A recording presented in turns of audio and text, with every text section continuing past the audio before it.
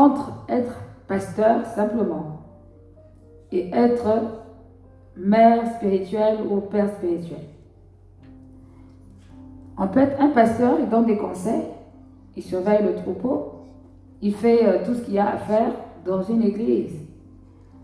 Mais vous savez, dans une église, il y a les fils et puis il y a les fidèles. Tout le monde n'est pas forcément fils. Et comment est-ce qu'on fait pour le savoir? C'est aussi par rapport à la loyauté. C'est aussi par rapport à la loyauté. Celui qui considère, par exemple, que le pasteur Kimino est mon pasteur et ma mère spirituelle, c'est une personne qui écoute. C'est une personne qui est soumise et c'est une personne qui a le souci de ce qu'on appelle les comptes rendus.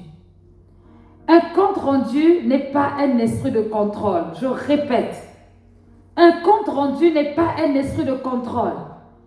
Un compte rendu par rapport à ta vie te donne la possibilité d'être porté réellement. Mais celui qui considère que c'est seulement mon pasteur, entre guillemets, cette personne ne fera pas forcément de compte rendu et n'aura pas forcément toute l'attention qui est nécessaire. Ce n'est pas volontaire, mais c'est spirituel. Alors c'est important à chacun de savoir se positionner. Il y a des choses qu'on ne prend pas à la légère et Dieu le sait. De la même manière que des parents naturels savent taper la poitrine quand ils parlent pour leurs enfants. De la même manière qu'une mère spirituelle sait taper la poitrine quand il s'agit de son enfant. Amen. Tout dépend de la manière dont l'enfant ou le fidèle se comporte. Amen. Ceux qui viennent dire souvent maman, maman, maman, on n'est pas en Afrique, on est en France ici. Si tu me dis maman, c'est que tu me considères comme ta mère spirituelle. Tu dois être fidèle. Si tu n'es pas fidèle, Dieu te voit. Dieu te voit. On n'exploite pas, comment dire, les autres. C'est pas juste.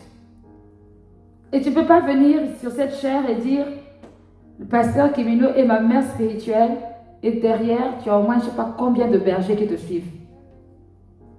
C'est de la déloyauté. C'est de la déloyauté. Si tu es un touriste dans l'église, il n'y a pas de problème. Non, vraiment. Parce qu'il faut dire les mots comme ils sont. Mais si tu es vraiment de la maison, attention. Et ça se verra. Ça aussi, ça se voit. Ça se voit dans tous les sens du terme. Ça se voit spirituellement, ça se voit naturellement, ça se voit en fait. Donc, ceux qui ont l'habitude de venir faire les comptes rendus, soyez bénis. Ne vous sentez pas mal comme des bébés, vous n'êtes pas des bébés. Ne vous sentez pas accusés par des gens qui vont vous dire, oui, toi aussi, tout ce qui se passe dans ta vie, tu racontes au pasteur. Bien aimé, oui, tu as une tête, tu as un cerveau, tu es aussi spirituel, tu peux réfléchir. Peut-être que les choses sont secrètes pour toi-même. Mais ce que Dieu te demande d'aller voir ton... Il faut aller. Si tu te crois trop fort, trop intelligent, ou tu attends le tu sais quoi, c'est toi-même. En fait, tu souffres toi-même. Et c'est un manque de loyauté. C'est un manque de loyauté aussi. Parce que vous savez, la Bible dit quoi? Que les conducteurs rendront compte de votre âme. Dans le livre d'Hébreux 13, c'est écrit. Donc attention, ne vous conformez pas au siècle présent. Ne vous conformez pas. Faites attention.